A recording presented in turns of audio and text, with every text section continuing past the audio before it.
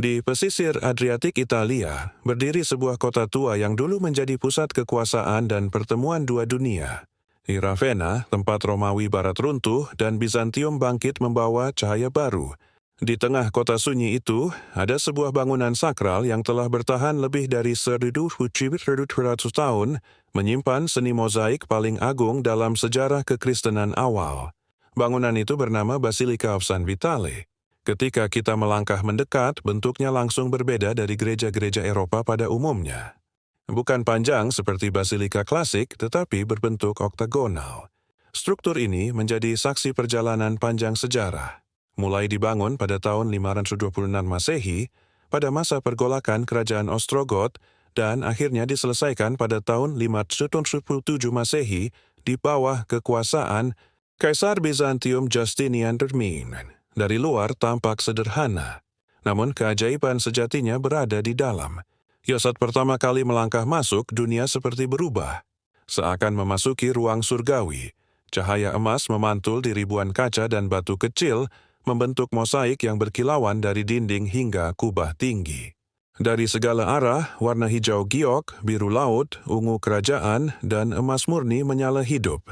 Namun, pusat perhatian jatuh pada dua mosaik paling terkenal dalam sejarah seni Kristen, Kaisar Justinian dan rombongannya, dan Permaisuri Theodora bersama para pelayan istana. Justinian ditampilkan memakai jubah ungu, warna yang hanya dipakai oleh kaisar, membawa persembahan untuk Ekaristi. Di sekelilingnya, pejabat negara, imam, dan tentara berdiri rapi. Sementara Theodora digambarkan memegang piala emas, mengenakan perhiasan megah dan mahkota bertatahkan permata, simbol kekuasaan dan martabat kerajaan. Yang menarik, Justinian dan Theodora tidak pernah mengunjungi Ravenna secara langsung. Mosaik ini bukan dokumentasi, tetapi pesan politik dan spiritual. Sebuah deklarasi bahwa Bizantium adalah pemegang sah kekuasaan dan pelindung iman Kristen Ortodoks. San Vitale bukan sekadar bangunan gereja. Ia adalah bukti nyata perpaduan dua dunia, kekristenan Barat dan Timur. Di tempat lain, seni menjadi bahasa iman, dan cahaya menjadi simbol kehadiran Tuhan.